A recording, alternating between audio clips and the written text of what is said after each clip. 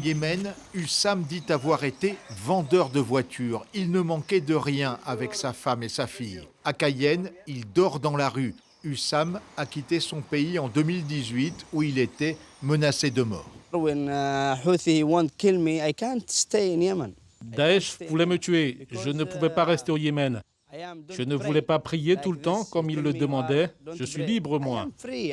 Tu peux aller en prison. 1, 2 ou 3 ans. Ils peuvent te tuer. Tu ne sais pas.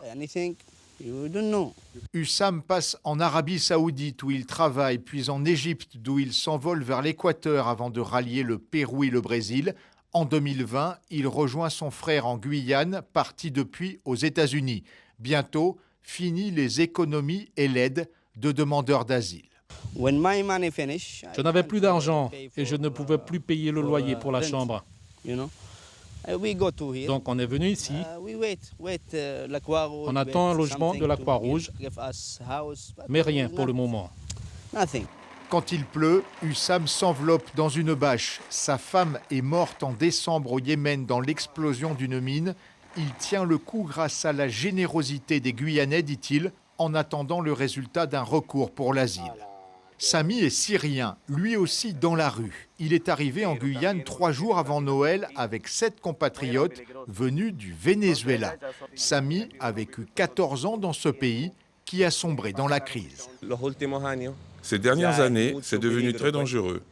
Il y a beaucoup de voleurs dans les rues. Tout a changé au Venezuela, mais la première chose, c'est l'insécurité. 10 jours de voyage à partir de Caracas, le Brésil, Manaus par la route, puis Macapá en bateau et le bus jusqu'en Guyane où les candidats à l'asile sont admis automatiquement. Coût du trajet, $1100, y compris les passeurs, pour entrer au Brésil. Des gens qui ont des motos te font passer, parce que tout seul, c'est impossible. Si tu essaies, tu te fais voler tes affaires. Alan est kurde de Syrie. Dans son pays, il était photographe. Dans son téléphone portable, c'est clichés réalisés dans un pays détruit par la guerre. Son métier a fait de lui une cible. Le